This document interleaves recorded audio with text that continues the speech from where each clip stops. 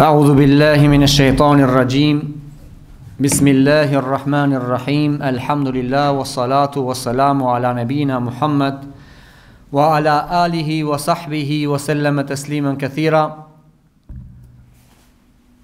Falënderimi të takojnë Allahut, paqja, mëshira, begatia e Allahut qoftë mbi profetin ton Muhammedin, mbi familjen, mbi shokët e tij, mbi gjithë ata që e pasuan dhe pasojnë deri ditën e Kiametit.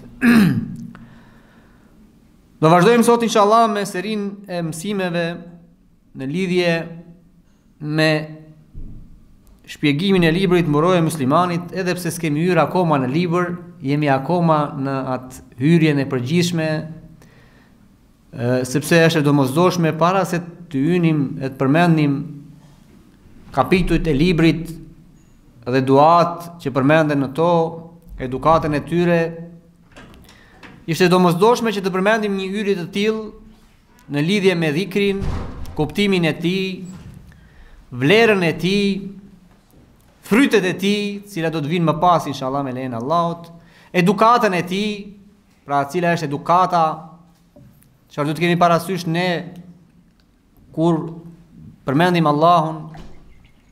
Pra janë çështje të domosdoshme që duheshin përmendur para se të fillonim në vetë kapitujt e librit. Rallën e kaluar kemi qëndruar me një hadith prej haditheve që ka përmendur autori në librin e tij, dhe ajo ishte vlera e leximit të Kuranit, dhe në bazë të këtij hadithi ne kemi folur duke përmendur dhe argumente të tjera, fjalë dietarësh, dhe sot me lejen e Allahut do të vazhdojmë me pjesën tjetër të ngelur të haditheve të cilat autori i ka përmendur në librin e tij, në hyrjen më saktë të librit, dhe në këtë pjesë, në këto hadithe, autori ka përmendur 2-3 hadithe jo për mirësinë e dhikrit, po të kundërtën e saj. Mirësia e dhikrit kuptohet indirekt nga këto hadithe.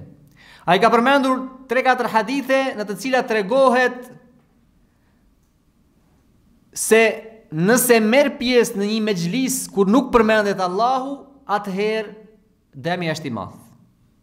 Dhe indirekt del vlera e lartë dhe e madhe që kanë mexhliset e përmendjes së Allahut, mexhliset e dhikrit, mexhliset e dijes, mexhliset në të cilat përmendet Allahu, i dërguari i tij, përmendet feja, përmenden ato të cilat i bëjnë dobi njeriu në këtë botë dhe në botën tjetër. Pra sot me lejen e Allahut do qëndrojmë me këta hadithe dhe me këtë mbyllet pjesa e parë e librit, e cila ka të bëjë me vlerën e dhikrit. Shpresojmë inshallah me lejen e Allahut që në mësimin tjetër të vazhdojmë me diçka të re, inshallah me lejen e Allahut. Hadithet cilat i përmend autori do qëndrojmë pak shkurtimisht me to, edhe më pas do flasim në lidhje me argumentet të tjera, me atë çka dietarët kanë thënë në lidhje me vlerën e mexhliseve të dhikrit, të dijes, të atyre mexhliseve në cilat, siç tham, përmendet Allahu, i dërguari dhe feja. Transmetohet nga Ukbatu ibn Amir, Zoti qoftë i kënaqur me të, i cili thot: ka dali dërguari Allahu sallallahu alaihi wasallam derisa ne ishim në Suffe, dhe tha: kush prej jush dëshiron të shkoj për çdo ditë deri në luginën Buthan apo El Aqiq dhe të kthehet nga ajo me 2 deve të mëdha dhe pa bërë gjuna dhe pa u përçar me farefisin. Ne i tham: o i dërguari i Allahut, ne dëshirojmë këtë. Ai na tha: a nuk shkon ndonjëri prej jush në xhami dhe e mëson dikënd apo i lexon 2 ajete prej librit të Allahut? Kjo është më e vlefshme për të se sa 2 deve. 3 ajete më e vlefshme se sa 4 deve. Pra më e vlefshme se numri i atyre deveve. Është një hadith që e ka transmetuar Imam Muslimi. Le të qëndrojmë pak me kuptimin e këtij hadithi, duke përmendur disa prej fjalëve që janë në këtë hadith. Thot, doli profeti alayhi salatu wassalam dhe i gjeti këta persona dhe prej tyre Ubud ibn Amr në një vend që quhet Suffe. Thon dietarët, Suffe ka qenë një vend në xhaminë e profetit, një vend në fund të xhamisë, të cilën profeti alayhi salatu wassalam e kishte caktuar posaçërisht për një grup të caktuar njerëzish, të cilët zakonisht ishin në shumicën e rastit ishin prej muhaxhirëve, prej atyre të cilët kishin ardhur prej Mekës dhe të cilët nuk kishin njeri, nuk kishin as grua, as fëmijë, as farefis, nuk kishin kënd që të rinin me te dhe nuk kishin as vend ku të rinin. Dhe i ka caktuar profeti alayhi salatu sallam këtë vend dhe aty hanin edhe pinin edhe vazhdonte ditët e tyre, domethënë e zakonshme, dhe zakonisht ishin ata persona të cilët ishin të varfër, që nuk kishin të ardhura. Edhe u quajtën ata ahlu suffe. Edhe pse në disa libra të tjerë i jepet interpretim tjetër, por interpretimi i saktë është kjo që dietarët kanë përmendur në shpjegimin e këtij hadithi dhe haditheve të tjera ku është përmendur fjala as-suffe. I thot profeti alayhi salatu wassalam, kush për jush dëshiron të shkoj për çdo ditë. Këtu është përkthyer për çdo ditë, ama në arabisht fjala yaghdu do të thot kush do me dal herët në mëngjes. Dhe kjo tregon një mirësi të madhe që kërkimi i riskut është herët në mëngjes, në fillim të ditës. Siç ka ardhur në një hadith tjetër, është bërë bereqeti i umetit tim, thot profeti alayhi salam, fi bukuriha, pra në fillim të ditës. Dhe nëse duam neve të na vi risku Allahut, është mirë që mbas falës sabahut të dalim në tokë dhe të kërkojmë riskun cilin Allahu e ka caktuar. Sepse atë çka Allahu e ka caktuar për ne nuk ka kush që ta kthejë mbrapsh. Siç ka ardhur në hadith tjetër ku thot profeti alayhi salatu wasalam, në kuptimin e hadithit, sikur ti mbështetesin njerëzit Allahut subhanahu wa taala me mbështetje të fortë, do t'i kishte ushqyer ata siç ushqen zogun, i cili del prej foleje në mëngjes herët, del me barkun bosh ai. Dhe kur kthehet me barkun plot. Thon dietarët, këtu ka dy dobi. E para mbështetja e fortë tek Allahu subhanahu wa taala dhe e dyta berja e shkaqeve. Pra del, sidomos dalja herët, bereqeti është më i madh se sa dikush që del në mes ditës. Dhe kjo ndodh me shumë prej vëllezërve gjithkund, këtu a diku tjetër, ankohet për papunësi, thot jam pa punë, edhe kur i thua, a ke dal me kërku punë, po thot kam dal, po qa ore, kam dal në ora 10, ora 11, atëherë s'gjendet puna. Dikush nëse do me të marrë në punë, a i të merë herët në mëngjes, si shndodh në çdo vend, këtu apo diku tjetër, që zakonisht ata personat, pronarët e punëve, ata vinë herët në mëngjes tek ato vende ku kumullohen punëtorët, edhe nëse ka nevojë për punëtor, i merr. Nëse ti në atë kohë ke qenë në të mirin gjumë, ka ikur risku jot. Ose nëse ti ke dalë dhe ke prit, aty ke kafja, me pi kafe edhe aj se po vjen kush me të marr, nuk ka dobi. Duhet ne të dalim ta kërkojmë riskun. Edhe pse thuhet risku e ndjek njeriu më afër se sa vdekja atë. Vdekja me ne është gjithmonë në çdo çast. Ama risku është akoma më i lidhur me neve. Prandaj fjala yaqdu i ka treguar profeti alayhi salam atyre të dilni herët në mëngjes, sepse atëherë keni bereqetin. Në luginën Buthan apo El Akik. Këtu tregojnë dietarët e hadithit, thot është një dyshim nga transmetuesi i hadithit. A ka thënë profeti alayhi salam Buthan, fjalën Buthan apo ka thënë El Akik? Nuk ka rëndësi shumë. Njërën prej tyre. Dhe këto janë dy vende, dy lugina në Medine, dhe thonë dietarët janë përmendur këto dyja sepse kanë qenë më të njohurat, më afër xhamisë profetit alayhis salam dhe 2 vende të njohura ku bëj tregtia e deveve. Pra aty e bëj tregu i deveve. Edhe 2 vende të njohura që edhe pse këta ishin muhaxhir, e kishin dëgjuar dhe e dinin ku është vendi. Filan vend, edhe e dinin kollaj për ta gjetur. I thot, dhe të kthehet me 2 deve të mëdha. Fjala në arabisht është përdorur një fjalë e veçantë, e cila nënkupton një lloj deve, e cila është shumë e shëndosh, me gunga, domthon gungun që ka mbi kuris, dhe ka qenë prej atyre llojeve të deveve e cila ka qenë shumë e shtrenjtë, shumë e kërkuar dhe prej pasurisë më të mirë dhe më të zgjedhur që kanë pas arabët në atë kohë. Dhe profeti alayhis salam i ka marrë shembullin më të mirë për të treguar vlerën e asaj çka do vi më pas. Dhe janë përgjigjur këta persone, kanë thënë ne, sepse ata kanë qenë të varfër, kanë qenë nevojtarë dhe nuk i kanë nguruar domethënë fjalës së profeti alayhis salam dhe kanë pranuar ata këtë ofertë që profeti alayhis salam ja ka thënë. Edhe pse qëllimi nuk ishte aty. Çdo kush prej tyre kishte dëshirë me pas një deve kaq të mirë domethënë. Ama profeti alayhis salam e ka pas qëllimin tjetër kund. Ka bërë një krahasim për mirësinë e dynjas me ahiretin. Dhe i thot pa bërë gjuna, pra i dha kushte. Do të thot të shkoj atje, mos ta vjedhi, mos ta plaçkisi, mos ta grabisi, mos bëj hile tek ajo tregtia apo ajo blerje që do bëj me atë.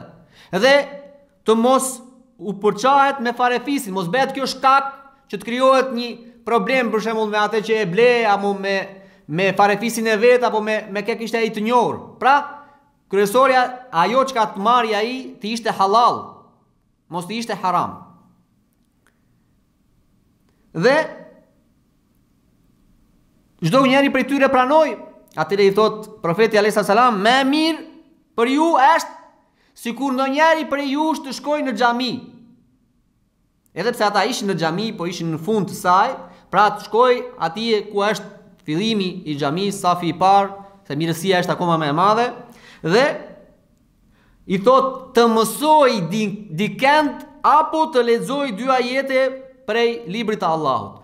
Nëse ndonjëri prej tyre ishte i ditur, le të bëj dobi ai me dijen e tij. T'ia mësoj dikujt tjetër atë që ai di. Nëse di Kur'an, i mëson Kur'anin, nëse di një dije tjetër, i mëson atë dije. Ose nëse nuk është i tillë, por ka atë gradën më të ulët, pra di me lexu librin e Allahut, le të ulët, le të lexoj librin e Allahut. Dhe thot 2 ajete nga libri i Allahut, Elif Lam Mim, Zalika el-kitabu la rayba fi, 2 ajete. Më mirë se 2 deve të tilla. Nëse do t'i bënim me çmim, mund të shkonte me qindra mijëra euro një deve e tillë. Pra vetëm 2 ajete që nuk kushtojnë as 3 sekonda, 5 sekonda, vlera vetë kaq e madhe. Por kjo është një vlerë në peshoren e Allahut, dhe jo në peshoren e robit.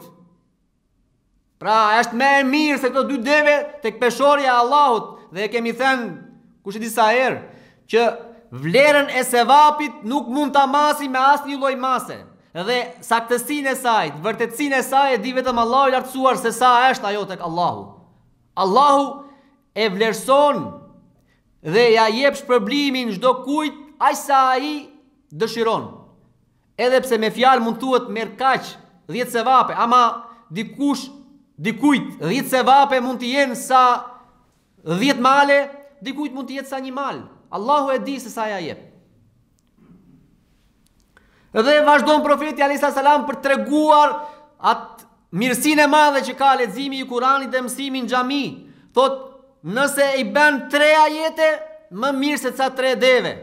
Nëse i bën 4, po kështu. Nëse i bën 5, pra sa shumë shtohet numri i ajeteve, aq më shumë shtohet mirësia e atyre deveve. Pra 5 ajete, 5 deve. 10 ajete, 10 deve. Pra shtohet ajo llogaria bankare që ke ti me Allahun. Pra ky është hadith madhështor që tregon vlerën e madhe që ka xhamia.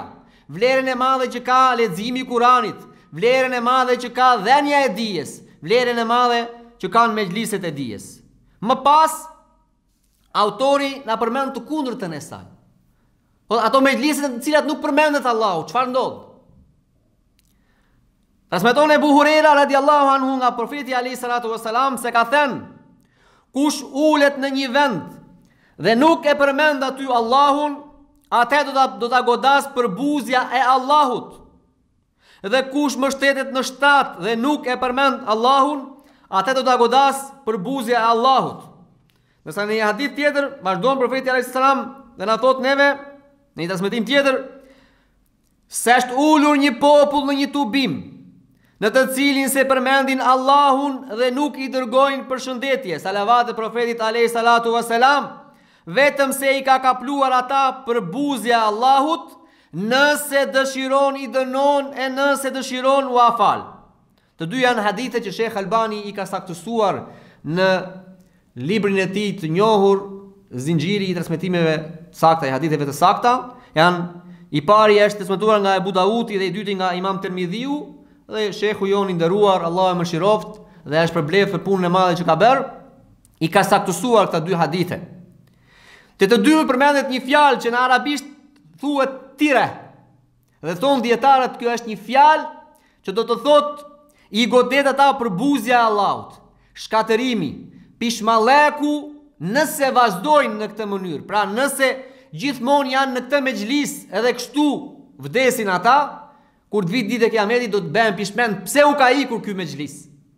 Pse u ka ikur në këtë mënyrë. Dhe nëse Allahu do i fal, e nëse do i dënon, i dërgon atyre një bela, i dërgon një dënim, Allahu është i dishëm për këtë punë. Në një hadith tjetër nga Ebu Hurera gjithashtu thuhet, transmeton profeti, thot profeti alayhi salam, ata njerëz të cilët ngrihen nga një tubim, nga një mexhlis, ku nuk e përmendin Allahun subhanahu wa taala, si janë ngritur ndryshe vetëm si kur të ishin ngritur nga një mexhlis ku ishte një trup i ngordhur i një gomari, edhe kështu kanë dështuar. Edhe ky një hadith i sakt që e ka transmetuar Ebu Dauti dhe e ka saktësuar Sheikh Albani. Thonë dietarët përse është marrë si shembull gomari. Domethënë profeti alayhi salatu wasalam ka marrë si shembull mexhlisin në të cilin nuk përmendet Allahu, nuk përmendet profeti alayhi salatu wasalam, nuk përmendet feja, por është një mexhlis dynjaje.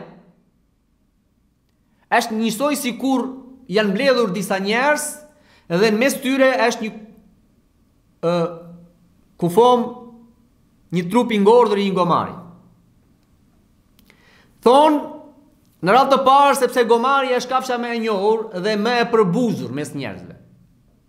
Gjithashtu është trupi ose kafsha kufoma e të cilës është më e vështira.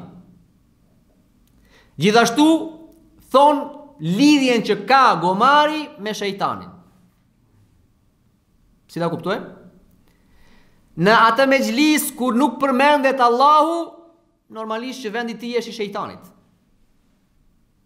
Dhe ju e dini hadithin që na ka mësuar profeti alayhi salatu wasalam, nëse dëgjojnë pëllitjen e gomarit, pra kur gomari ngre zërin e lartë, ne duhet të kërkojmë mbrojtje Allahut prej shejtanit të mallkuar, sepse ai e shikon shejtanin.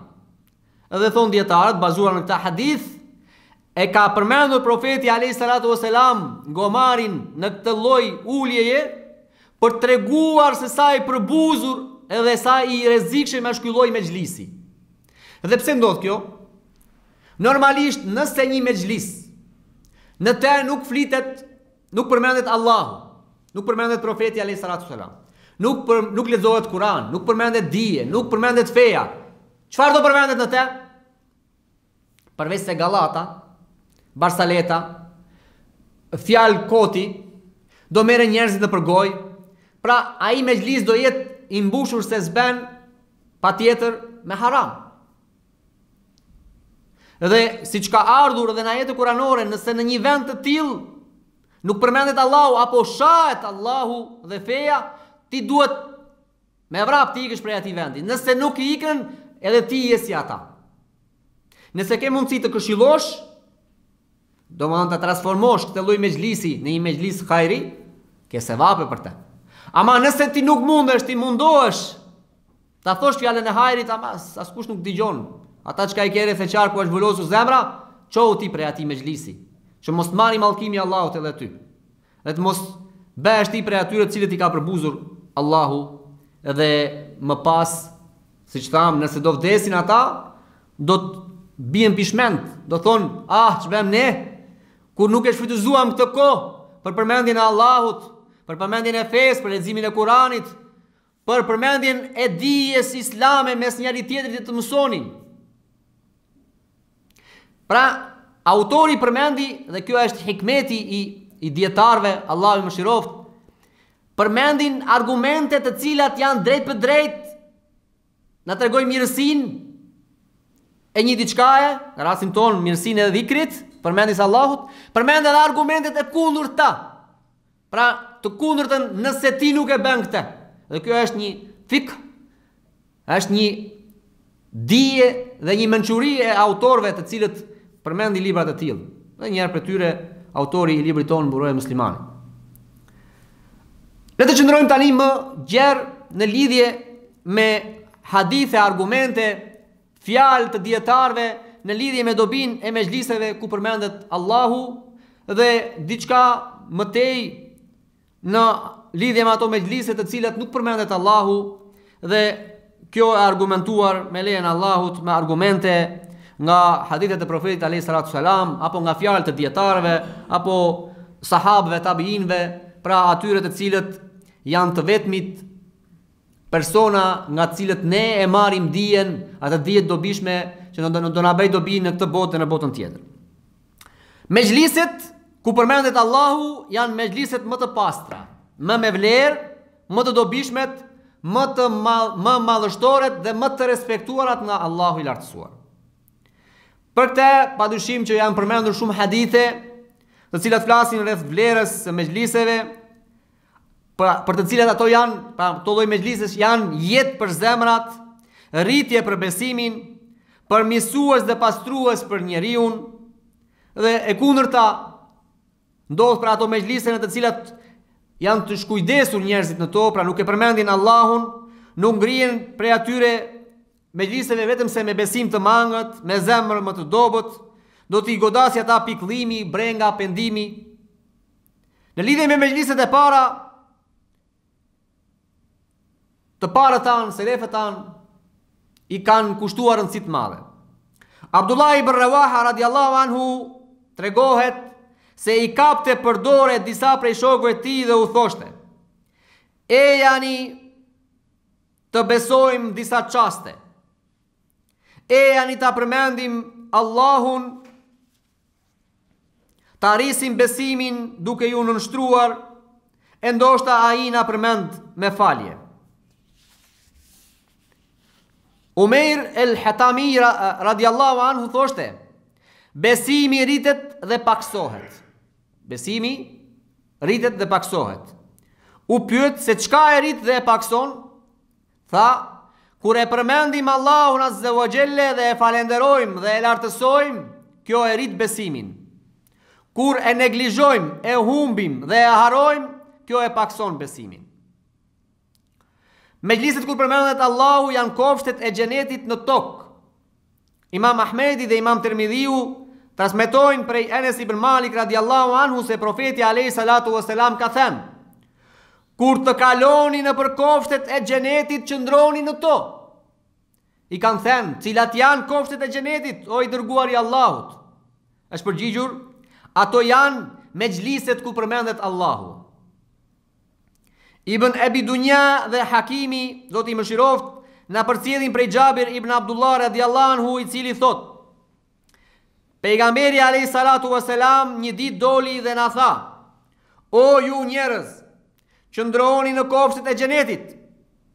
O i dërguari i Allahut, cilat janë kopshtet e xhenetit? U përgjigj: "Ato janë mexhliset ku përmendet Allahu." Pastaj tha: "Ngrihuni, shkoni dhe përmendeni Allahun. Ai cili dëshiron ta di pozitën e tij te Allahu, le ta shikoj pozitën e Allahut në veten e tij. Se Allahu ja jep pozitën robit të tij, aq sa i jep robi pozitën e Allahut në vete. Ibn Qayyimi, Allahu më shiroft, autori i njohur i shumë librave, dietari i njohur i ummetit, thot: kush dëshiron të jetoj në kofshtet e xhenetit të dynjas, le të bëhet banor i mezhliseve ku përmendet Allahu, se ato janë kofshtet e xhenetit. Mezhliset ku përmendet Allahu janë mezhliset e engjujve. Engjujt nuk kanë mezhliset e tjera në dynja, përveç mezhliseve të bimeve ku përmendet Allahu. Ebu Hurajra radiallahu anhu na përcjell se profeti alayhi salatu vesselam ka thënë: Allahu ka caktuar engjuj që shëtisin në për rrugë duke kërkuar ata që përmendin Allahun. Dhe nëse gjejnë ndonjë grup që përmendin Allahun, i thonë: na i tregoni nevojat tuaja, dhe i rrethojnë me krahët e tyre deri në qiellin e dynjas. Allahu i pyet engjujt edhe pse ai i di më mirë se çka din ata dhe çka nuk din. Çfarë po thon robërit e mi? Engjujt i përgjigjen: ty të lavdërojnë o Allah, ty të falenderojnë, ty të madhërojnë dhe ty të lartësojnë. Allahu u thot: vallë, a më kanë parë mua? I thonë: jo, pasha ty, nuk të kanë parë. Allahu ju thot: po sikur të më shihnin mua? Engjujt i përgjigjen: sikur të kishin parë ty, ata do të lavdëronin edhe më shumë, do të falenderonin edhe më shumë. Allahu i pyet: çfarë kërkojnë prej meje? Ata i përgjigjen: xhenetin. Allahu ju thot: a valla e kanë parë xhenetin? I përgjigjen: jo, pasha ty, nuk e kanë parë. Allahu thot: po sikur ta kishin parë? I përgjigjen: do ta kërkonin pa pushim dhe do të prishishin me çdo kusht ta fitonin. Allahu thot: nga se kërkojnë mbrojtje prej meje? I përgjigjen: nga zjarri i xhehenemit. Allahu i pyet: a e kanë parë atë? I përgjigjen: jo, pasha ty, nuk e kanë parë. Allahu thot: por sikur ta kishin parë xhehenemin? I përgjigjen: nëse do ta kishin parë atë, do t'i largoheshin e friksoheshin akoma më shumë. Atëherë Allahu subhanahu wa taala thot: o engjujt e mi, unë ju bëj dëshmitar juve se unë i kam falur ata. Një prej engjëve thot: o Allah, aty ndodhet një person i cili nuk është aty për asgjë tjetër veçse për nevojat e veta. Allahu thot: tek ai mezhlis, edhe ai që është rastësisht, nuk do të dalë i humbur. Allahu akbar. Pra mezhliset ku përmendet Allahu janë mezhliset të engjujve, ndërsa mezhliset e dëfrimit dhe neglizhencës janë mezhliset e shejtanëve. Çdo njeri shkon te ajo çka i përshtatet dhe i takon. Le të zgjedh njeriu më të mirën dhe atë që më së shumti e mahnit. Ai i cili do rrugën e hajrit, le ta ndjekë rrugën e hajrit. Ai i cili do rrugën e sherrit, le ta ndjekë atë. Ai i cili rri me atë që e përmend Allahun është i lumtur, në krahasim me atë që është i shkujdesur dhe dëfryes. Ai i dëmton shokun dhe e bën të palumtur. Siç e pam, edhe një person i cili ka ardhur në një mezhlis jo për atë qëllim, ka ardhur i ra rruga, ka ardhur për një nevojë të tij, për të takuar një shok apo një qëllim tjetër, nuk ka ardhur ai në atë mezhlis posaçërisht me një jetë të pastër për të dëgjuar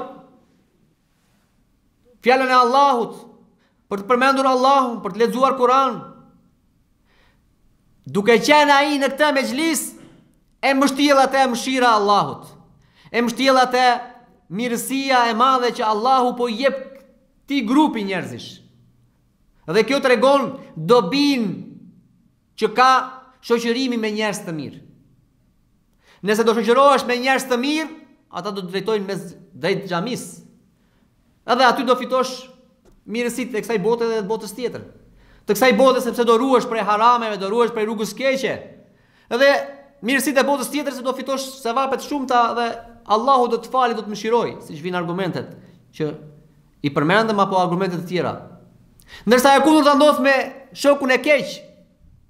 Nëse do rish me të, ai do të çojë atje ku janë haramet, do të drejtoj ty si ta besh haramin, do të mësoj ty edhe nëse nuk di. Edhe nëse ti je një njeri i qetë, një njeri i butë, një njeri i mirë, duke ndajtur me te, do bëhesh e gërsirë si punë e ti. Edhe normalisht, do të vi e keqja e kësaj bote dhe e botës tjetër. E kësaj bote se mund të përfundosh keq, me drogë, me krim, me prostitucion, me punë pista, me vjedhje, me vrasje. Mund të vritesh, mund dënohesh. Edhe ajo e keqja tjetër, nëse vazhdon kështu, nëse vdes në këtë forum, atëherë përfundimi është i dishëm. Zoti na ruaj. Mejliset ku përmendet Allahu e mbrojnë njeriu prej pikëllimit dhe pendimit ditën e Kiametit. Kurse mejliset e dëfrimit do të jenë pikëllim dhe pendim ditën e Kiametit. Ebu Hurajra radiallahu anhu na përcjell se profeti alayhi salatu wasalam ka thënë: kush ulet në një vend dhe nuk përmend Allahun, ajo tek Allahu është humbje kohe dhe do të pendohet. Dhe kush shtrihet në një shtrat dhe nuk e përmend Allahun, tek Allahu është humbje kohe dhe do të pendohet. Prej nderit të mejliseve ku përmendet Allahu është pozita e lartë e këtij mejlisi tek Allahu. Dhe se Allahu krenohet para angjujve me ata të cilët e përmendin atë. Tregohet se një ditë doli Muaviu radiallahu anhu dhe e gjeti një grup njerëzish në xhami. E i pyeti: pse jeni të buar në këtë vend? Than: jemi të buar ta përmendim Allahun. U tha: pasha Allahun, vetëm për këtë qëllim jeni të buar? Than: pasha Allahun, vetëm për këtë qëllim jemi mbledhur, jemi të buar. U tha: unë nuk kërkova betimin prej jush nga shkaku se nuk ju besova. Mirë po askush s'ka qenë i afërt me të dërguarin sallallahu alaihi wasallam sa kam qenë unë me te, e që ka transmetuar hadithe më shumë se unë. I dërguari alayhi salatu wasalam doli një ditë dhe gjeti një grup të shokëve të vetë dhe i pyeti: pse jeni të buar? I thanë: jemi të buar ta përmendim Allahun dhe ta falenderojmë që na ka udhëzuar në Islam e na ka dhënë këtë dhuratë. U tha: pasha Allahun, vetëm për këtë shkak jeni të buar? Thanë: po, vetëm për këtë qëllim jemi të buar. U tha: unë nuk kërkova prej jush betimin pse nuk ju besova. Mirë po më erdhi Gjibrili alayhi salam dhe më lajmëroi se Allahu me ju krenohet para angjujve. Allahu. Mejliset ku përmendet Allahu janë shkak për zbritjen e qetësisë shpirtërore, fitimin e mëshirës nga Allahu. I rrethojnë këto mejlise angjujt. Muslimi, Allah mëshiroft, transmeton prej Ebu Muslim al-Eger radiallahu anhu, i cili thot: dëshmoj për Ebu Hurajrën dhe Ebu Saidin se ata kanë dëshmuar për profetin alayhi salatu wasalam se ai ka thënë, pra një hadith i saktë i cili ka ardhur nga Imam Muslimi: nuk ulet një popull në një mejlis, në një tubim, në një grup, ku përmendet Allahu, përveç se i mbulon mëshira e Allahut, i rrethojnë angjujt dhe Allahu i përmend në mesin e atyre që janë tek ai. Ibn Kaimi, Allah mëshiroft, thot: mejliset ku përmendet Allahu janë shkak i madh për mbrojtjen e gjuhës dhe mbrojtjen e saj prej fyrjeve dhe bartjeve të fjalëve, prej sjelljeve të pamoralshme dhe prej së kotës. Njeriu patjetër detyrohet që të flasë, në rast se nuk flet duke e përmend Allahun dhe duke i përmendur urdhëresat e tij, dhe nuk flet diçka të mirë dhe të dobishme, atëherë ai patjetër do t'i bëjë ato mëkate, pra do flasi diçka tjetër jashtë kësaj. Kush e ushtron gjuhën e tij në përmendjen e Allahut, e mbron gjuhën e tij prej të kotës dhe dërdëllitjeve, pra fjalëve të kota. Ndërsa kujt i thahet gjuha prej përmendjes së Allahut, do të flas çdo të kot, gjepura dhe çdo gjë të pamoralshme. Pra kush nuk e njom, siç ka ardhur në hadithin, nuk e njom gjuhën e tij, pra nuk e përmend Allahun fare, pra i thahet gjuha atij. Përmendja Allahut nuk është fare të gjuhës e tij, atëherë ai do të flasi fjalë të kota, pa kuptim, harame, gjëra të pamoralshme.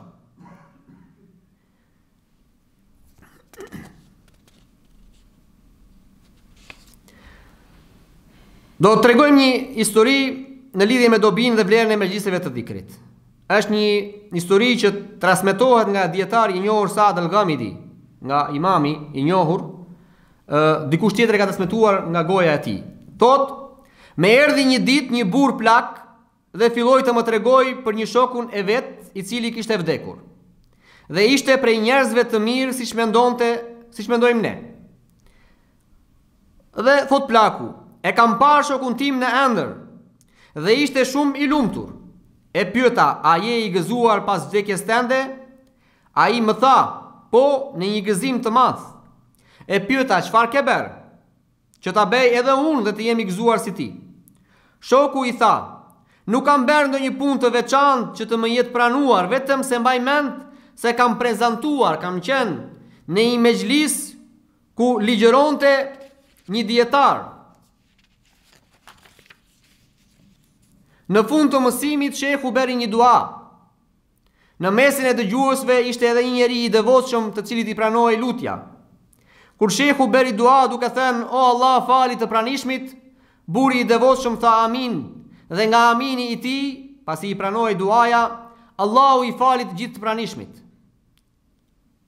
Allahu e di më së miri për vërtetësinë e këtij lajmi, por normalisht hadithe të shumta janë transmetuar për mirësinë që ka njeriu i devotshëm tek Allahu dhe pranimi i duas tij.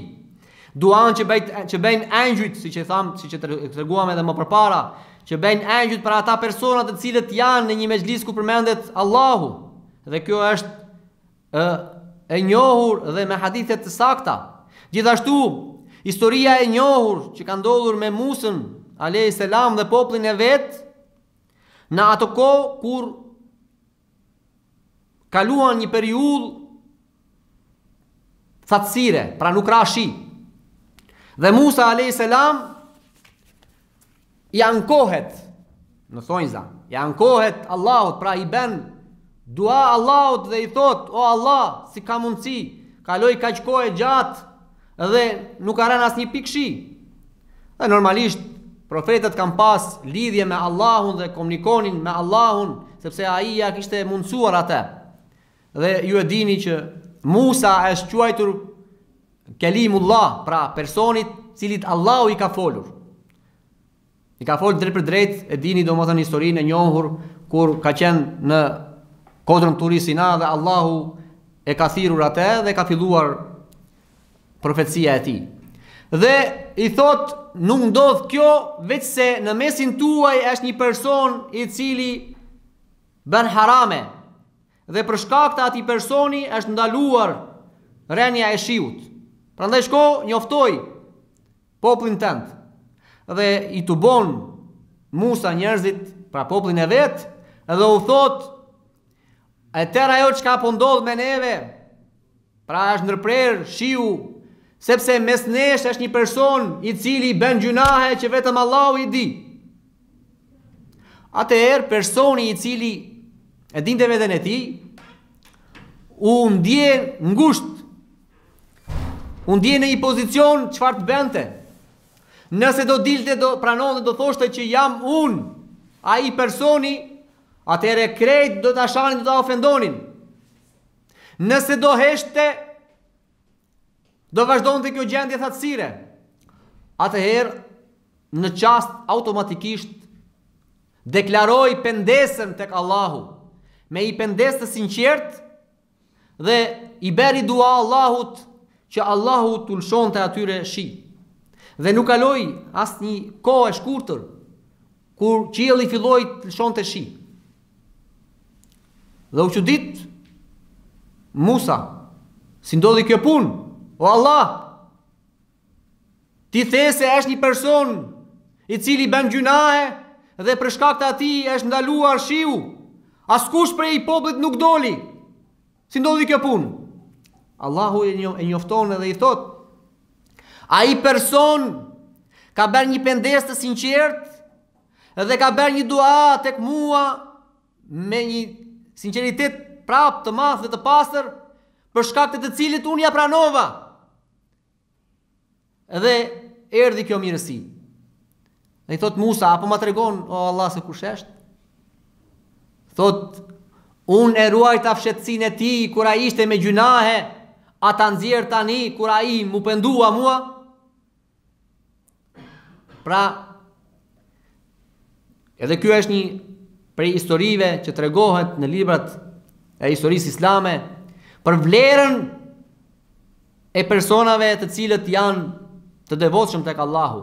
Dhe nëse i bëjnë dua ata Allahut, Allahu për shkak të asaj duaje, të asaj mirësie, i ruan dhe të tjerët.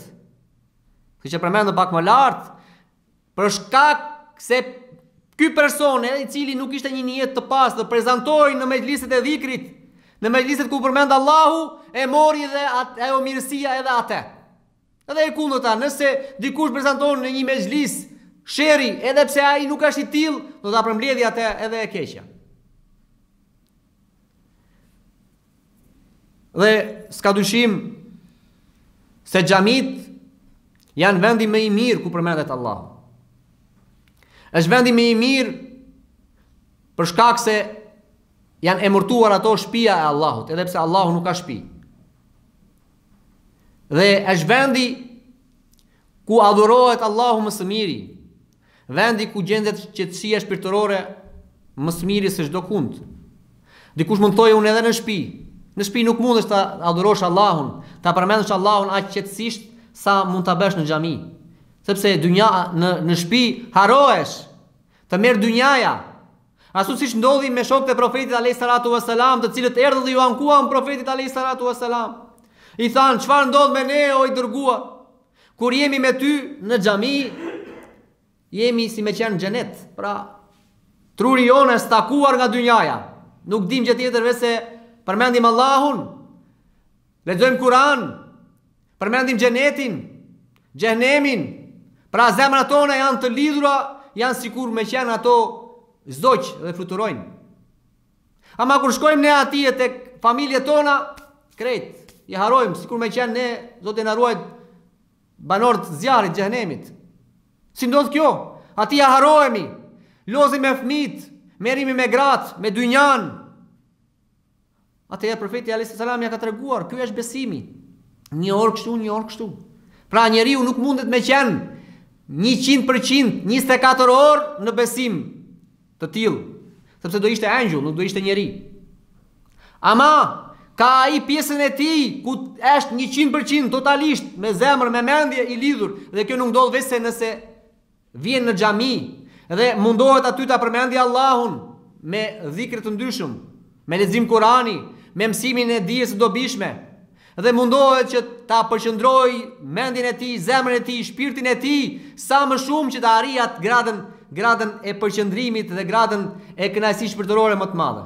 Dhe normalisht kur do kthehet te shtëpia e tij, do fillojnë problemet direkt sa të hyjë në shtëpi, do fillojnë ankesat nga gruaja, nga fëmia, do ta harrojë atë çka ka bërë te xhamia. Po të paktën ti kushtojmë vetes tonë një kohë kur ti jemi vetëm ne me Allahun. Ti jemi ne me vetet tona. Dhe kjo nuk ndodh vetëm në xhamia. Gjithashtu vlerat e xhamisë janë të mëdha, nuk do të flas për to, por aty bashkohesh dhe njihesh me vëllezër. Aty shikohet ai uniteti mes muslimanëve. Prandaj vëllezër musliman, duhet t'i japim një rëndësi, një vlerë të madhe përmendjes së Allahut, prezantimit në mejliset e dijes, mejliset e dhikrit. Dhe kjo nuk duhet të kuptohet ai dhikr apo ajo përmendje që bëjnë grupet e humbura, sidomos sufit, të cilët mblidhen në mënyra të ndryshme duke përmendur Allahun sipas rrugës së tyre, duke kënduar, duke gërxyer apo duke përdorur disa dua dhe shprehje për të cilat nuk ka zbritur Allahu ndonjë argument për to. Jo, nuk është kjo qëllimi. Mirësitë e mejliseve të atyre lloje mejlise të cilët ne i përmendëm, aty ku përmendet Allahu, ashtu siç profeti alayhis salatu wassalam na ka mësuar, ashtu siç shokët e tij na ka mësuar, ashtu siç dietarët e pastër të ummetit ton, ato dietarë të devotshëm për të cilët ummeti ka rënë dakord për drejtsinë e tyre. Kjo është mënyra e drejtë. To janë mejliset e dijes dhe mejliset e dhikrit. Dhe jo ato mejliset atyre grupeve të humbura, të cilat pretendojnë se po bëjnë përmendjen e Allahut duke përmendur fjalë edhe dua për të cilat nuk ka argumente të sakta të transmetuara nga profeti alayhi salatu wassalam. Kjo ishte pak a shumë ajo çka kishim përgatitur për sot në lidhje me pjesën e fundit të librit Mburoja e Muslimanit, pra pjesën e fundit të hyrjes, e cila kishte të bënte me vlerën dhe dobinë e dhikrit, e përmendjes së Allahut. Lutim Allahun subhanahu wa taala që të na bëjë neve prej atyre të cilët tubohen në këto mejlise dhikri, në mejliset ku përmendet Allahu, dhe të na ruaj neve prej mejliseve të cilat janë larg përmendjes së Allahut, janë larg përmendjes së profetit alayhis salam, larg Kuranit, larg punëve të mira. Pra të na ruaj Allahu nga këto lloj mejlise dhe nga ata persona të cilët u pëlqejnë këto lloj mejlise, pa mejliset e sherrit, mejliset e haramit, mejliset e shejtanit. Pra lutim Allahun subhanahu wa taala që të na bëjë neve prej atyre të cilët marrin pjesë në këto mejlise, dhe lut Allahun që ky mejlis në të cilin ne jemi, Allahu ta shkruaj në një prej atyre mejliseve në cilët Allahu zbret qetësi shpirtërore në zemrat tona, zbret mëshirën e tij. Lutim Allahun subhanahu wa taala që bashkë me ne të kenë qenë edhe angjujt e Allahut, të cilët kanë bërë dua për ne. Edhe ajo dua inshallah është pranuar tek Allahu dhe ne dalim prej këtij mejlisi të falur nga gjunahet që kemi, të mëshiruar nga Allahu dhe të kemi arritur qetësinë shpirtërore. Me lejen e Allahut inshallah në mësimin e ardhshëm do futemi në një temë tjetër, edhe pse ajo nuk është pjesë e librit, por siç e thash, është domosdoshme për të përmendur, do të jenë ato inshallah frytet e dhikrit. Pra, çfarë do bie praktike kemi nga dhikri, cilat janë frytet e këtij dhikri. Edhe ato do të jenë bazuara inshallah nga libra të njohur, nga thënie të dietarëve, sidomos njëri prej tyre është Ibn Qayyim Jauzi, i cili ka bërë një libër të veçantë në lidhje me dhikrin dhe përmendjen e Allahut, dhe ka përmendur aty më shumë se 100 fryte prej fryteve të dhikrit. Ne do përmendim prej tyre inshallah disa prej tyre, ato më të rëndësishmet, ato të cilat Allahu subhanahu wa taala do të na lehtësoj për t'i përgatitur dhe për t'i konsultuar bashkë me njëri tjetrin. Lutim Allahun subhanahu wa taala të na bëjë ne të mëshiruar dhe të na falë gjunahet tona.